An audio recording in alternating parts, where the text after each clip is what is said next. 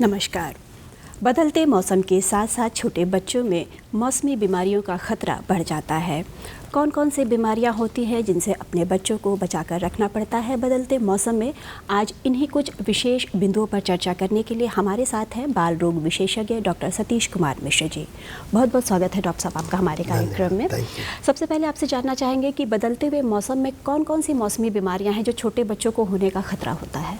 हम देखिए, इसमें ऐसा है कि बदलते हुए मौसम में होता क्या है। जब भी मौसम बदलता है तो टेम्परेचर वेरिएशन होता है जी। जाड़े गर्मी से अगर जाड़े में हम की तरफ चलते हैं, टेम्परेचर जब 40 डिग्री 38 डिग्री 36 डिग्री रहता था, उससे हम जा रहे हैं जाड़े की तरफ जी, जहाँ टेम्परेचर 26 24 22 20 होने वाला है। तो ये टेम्परेचर वेरिएशन, इसके साथ साथ जो नमी, आर्द्रता, ह्यूमिडिटी, उसमें भी चेंजेज आता है जी। इन दोनों के चेंजेज आने के चलते बच्चे जो है खास करके कोप नहीं कर पाते हैं इसको, इस टेम्परेचर वेरिएशन को, जिसके चलते कफ कोल्ड डायरिया जी। अभी एक और बीमारी है ब्रोंकियोलाइटिस जी। ये जो सांस की नली जो फेफड़े में जाती है, जो छोटी छोटी नलियाँ होती है, उसमें ठंड लगने से सूजन हो जाता है जी। तो वो ब्रोंकियोलाइटिस हो जाता है, उसमें भी सांस फूलता है, वायरल इंड्यूस भी होता है वो। और ब्रोंकियल अस्थमा है जी। एलर्जी सबका चांस भी बढ़ जाता है। कोल एलर्जी इटसेल्फ बहुत रिस्पॉन्सिबल है आपको अस्थमा कराने के लिए, दमा कराने के लिए। ये सब हैं बीमारियां बदलते मौसम में जो आम तौर पे देखा जाता है, छोटे बच्चों में पाई जाती है। जी। डॉक्टर साहब, जैसे कि अभी आपने जिक्र किया अस्थमा और डायरिया के बारे में, तो डायरिया और अस्थमा के बारे में जानना चाहेंगे कि किस तरह से होता है, क्या कारण है डायरिया और अस्थमा बच्चों में ज़्यादा पाया जा रहा है अभी? देखिए, ये ब्रोंकियल अस्थमा जो है, इसको हम लोग दमा भी बोलते हैं, हिंदी में दमा भी बोलते हैं। अब बेसिकली इस बीमारी में क्या होता है, इसका ओरिजिन होता है एलर्जी के चलते जी।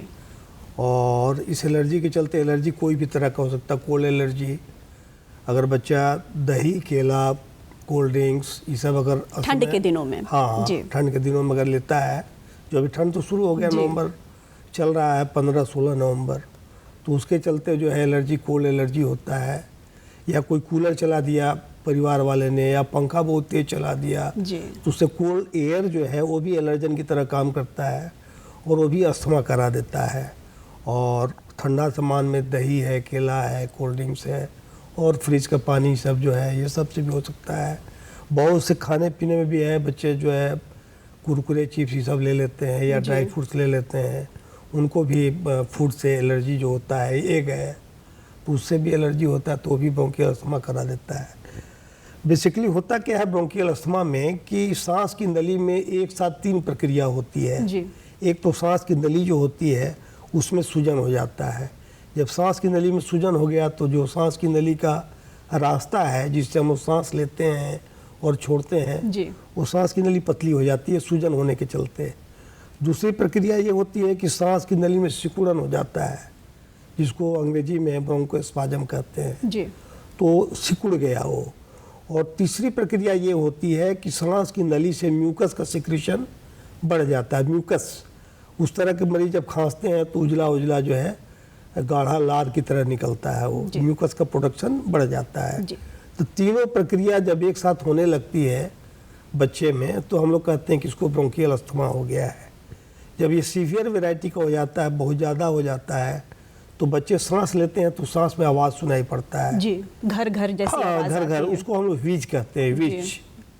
और जब डॉक्टर आला लगा के सुनता है उससे कम आवाज़ को तो उसको रोंकाई कहता है जी। तो ये पहचान है कि कान सटाइएगा अगर पेशेंट के सीने में तो एक आवाज़ सुनाई पड़ेगा और वो आवाज़ घरघराहट की आवाज़ होगी। और ऐसे भी आवाज़ सुनाई पड़ सकता है बिना आला के भी, कब जब बहुत ज़्यादा रहेगा बीमारी तभी उसको वीज कहते हैं।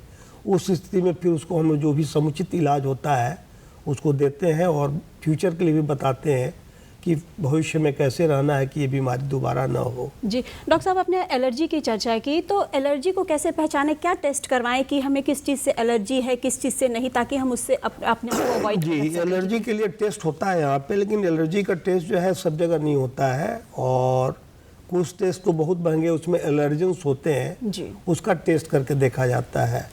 तो एलर्जन के टेस्ट में जो है वो एलर्जी का नाम ही आ जाता है। किसी को कॉफ़ी से एलर्जी है, किसी को ड्राई फ्रूट से है जी, किसी को फिश से है, किसी को एग से एलर्जी है। सबको अलग अलग चीज़ों से एलर्जी हो सकती है। एक केमिकल होता है चाइनीज सॉल्ट अजीनोमोटो, जो आजकल के बच्चे खा रहे हैं, जो चाइनीज में जी, और चिप्स और चाउमीन खाते हैं उसमें मिला रहता है, वो भी एलर्जी कराता है, उससे भी हो सकता है जी। तो वो जो है उसका टेस्ट होता है, 15 दिन में उसका रिपोर्ट आता है।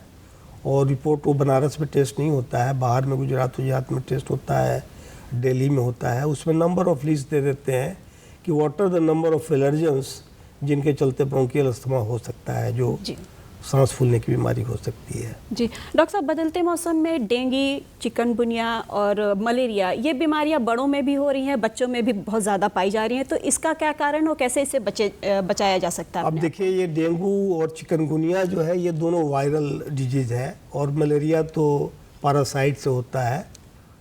अब डेंगू चिकनगुनिया इनफैक्ट बदलते मौसम से ज़्यादा इसको कहा जाएगा कि अब वो जो है इनफैक्ट ये कम होने जा रहा है। अब ये मेन जो है सितंबर अक्टूबर में सबसे ज़्यादा होता है, बारिश थोड़ा कम होने लगती है तब। जी, उस समय पानी जहाँ जहाँ जमा हो जाता है तो जो फ्रेश वाटर होता है उसमें इसके लार्वा ग्रो करते हैं।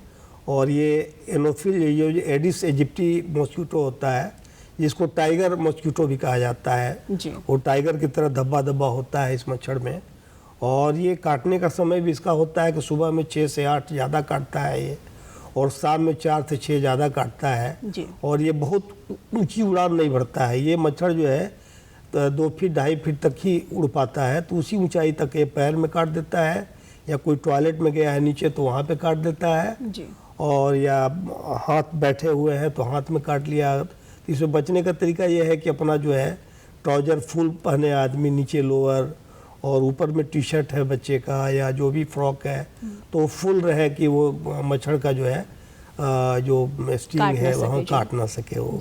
और संजोग ये है कि मच्छर जो है ये एडिस इजिप्टी टाइगर मॉस्किटो, इससे दोनों बीमारियां होती है, डेंगू भी या चिकनगुनिया भी, और दोनों बहुत ड्रेडेड बीमारी है। इनफैक्ट डेंगू जो है उसमें मसल्स में सीवियर दर्द होता है और हड्डी में भी दर्द होता है, बोन में भी दर्द होता है, और प्लेटलेट्स भी कम होता जाता है। प्लेटलेट भी कम होते जाता है। तो इस बीमारी को भारतीय भाषा में हड्डी तोड़ बुखार भी कहा जाता है जी।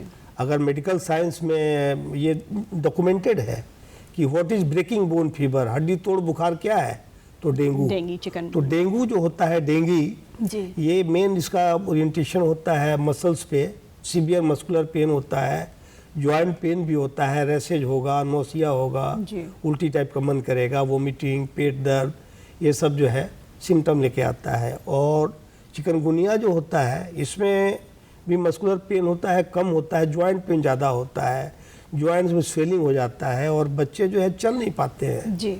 अगर उनको कहा जाए चलो तो चल नहीं पाते हैं, लंगड़ के चलते हैं सूजन की वजह से।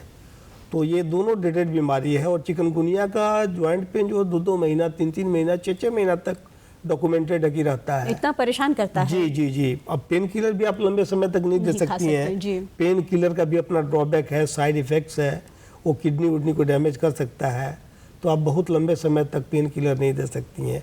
और थोड़ा प्रॉब्लम होता है उसके चलते, फिर भी इसमें इसको मैनेज किया जाता है। तो क्या क्या सावधानियां रखें? जैसे ज़्यादा दिन तक हम एंटीबायोटिक भी नहीं खिला सकते हैं बच्चों को, तो और क्या सावधानियां बरतें कि चिकनगुनिया से हम अपने बच्चों को बचा सकें? बेसिकली क्या है कि ये दो वायरल ये इलनेस है, जैसे कोरोना वायरस से होता था उसी तरह चिकनगुनिया और डेंगू वायरस से होता है। तो वायरस के लिए कोई दवा नहीं आती है जी। और कोई भी एंटीवायरल जो स्पेसिफिक हो टुवर्ड्स एक्टिंग ऑन डेंगू और चिकनगुनिया, ऐसा कुछ नहीं है जी। तो इसमें सिम्टोमेटिक इलाज करते हैं हम लोग, जो जरूरत पड़ती है उसका इलाज करते हैं। जैसे कि हाई ग्रेड फीवर हो रहा है तो हम लोग बुखार की दवा इसमें कोरोसिन देते हैं, पैरासीटामोल, पेन किलर नहीं देते हैं। पेन किलर से प्लेटलेट अगर कम होता है डेंगू में तो उससे ब्लीडिंग हो सकता है, जहाँ पे गैस्ट्राइटिस होगा, गैस्ट्रिक इरोजन होगा, वहीं से ब्लड यूज करने लगेगा। इन केस जहाँ प्लेटलेट बहुत डाउन हो जा रहा है तो इसमें पेन किलर नहीं दे करके पैरासीटामोल देते हैं कि उससे मस्कुलर पेन और फीवर को सबसाइड करे और फ्लूइड मेंटेन करते हैं। होता क्या है कि हाई ग्रेड फीवर से पर्सपिरेशन ही सब होता है जी। या प्लेटलेट कम हो गया तो उसके चलते भी ब्लड से जो है फ्लूइड लीक करके और एक्स्ट्रा वेस्कुलर स्पेस में जाता है, उससे भी ब्लड में पानी की मात्रा कम हो जाती है, तो उससे भी जो है शॉक में जा सकता है पेशेंट, डिहाइड्रेशन के चलते। तो इसमें फ्लूइड दिया जाता है, अम्लोलेट्रॉल, नारियल पानी, हाँ, लिक्विड जितना फ्रूट हो जूस, सके। प्लेंटी ऑफ वाटर, नींबू का शिकंजी, सब हम लोग देते हैं कि पानी की कमी ना हो, शरीर में फ्लूइड की कमी ना हो। जी डॉक्टर साहब, अंतर कैसे पता करें कि वायरल है कि डेंगू का बुखार है, इसके बारे में थोड़ा सा हमारे दर्शकों को डेंगू बताइए। फीवर के लिए 2 टेस्ट है, एक तो कार्ड टेस्ट होता है, रैपिड टेस्ट होता है, वो 1 घंटा में रिपोर्ट मिल जाता है उसका। और दूसरा जो होता है डेंगू के लिए टेस्ट, एलाइजा टेस्ट होता है जी। उसमें वायरस का क्या लोड है ब्लड में वो डिनोट करता है, 30 है कि 31 है कि 6 है कि 8 है। तो जो मेन इसमें एंटीजन होता है NS1 एंटीजन, और उसके जो एंटीबॉडीज बनते हैं रिस्पॉन्स में, IgM एंटीबॉडी और IgG एंटीबॉडी, इसका एस्टिमेशन किया जाता है बाई कार्ड टेस्ट और by ELISA test. ELISA test is more specific but time taking, उसका रिपोर्ट 1 दिन बाद आता है एलाइजा का। तो उसमें NS1 एंटीजन में क्या NS1 एंटीजन का ब्लड में लेवल है वो डिनोट करता है, फिर IgM का कितना है, IgG का एंटीबॉडी का कितना टाइटेटिव वैल्यू है वो डिटेक्ट करता है। तो हम बोलते हैं कि ये डेंगू है। चिकनगुनिया के लिए भी IgM एंटीबॉडी हम लोग करा के देखते हैं कार्ड टेस्ट में, उसमें वो आ जाता है कि IgM test positive for chikungunya, तो हो जाता है कि चिकनगुनिया है। जानने का फ़ायदा यही होता है कि फॉलोअप में ये रहता है, पेशेंट को समझाने में सुविधा होती है कि आपके बच्चे को वायरल है कि डेंगू फीवर है, इस टाइप से। और इस वायरल फीवर का कोई इलाज नहीं है, इसमें बेड रेस्ट, फ्लूइड मैनेजमेंट और टेम्परेचर, बुखार जो भी हो रहा है उसका, उल्टी हो रहा है तो उसका दवा, रैसेज हो रहा है अगर तो उसकी एंटी एलर्जिक दवा जो होती है वो सब देते हैं हम लोग, सेट्रिजिन या लिवोसेट्रिजिन या और फेक्सोफेनाडिन, सब दवा हम लोग देते हैं। लोकल एप्लीकेशन लगाते हैं लोशन का, हम लोग कई नाम से मार्केट में आता है। तो ये समझाने में सुविधा होती है, प्लस इलाज में एक वे मिलता है कि कैसे इलाज करना है, कब तक करना है। बेसिकली बीमारी भी ये 7 दिन 8 दिन में ख़त्म हो जाती है, फीवर ख़त्म हो जाता है और सब सिम्टम ख़त्म हो जाता है। लेकिन वायरल वीकनेस जो होता है वायरल डिजीज़ के चलते वो 15 दिन 20 दिन तक होता है। जी डॉक्टर साहब, जैसे कि बदलता हुआ मौसम है तो बच्चे बार बार बीमार हो जाते हैं, तो उनकी इम्यूनिटी को स्ट्रॉन्ग करने के लिए क्या करना चाहिए? इम्यूनिटी शब्द डॉक्टर्स के लिए है, बेसिकली पेशेंट नहीं जानते हैं व्हाट इज इम्यूनिटी।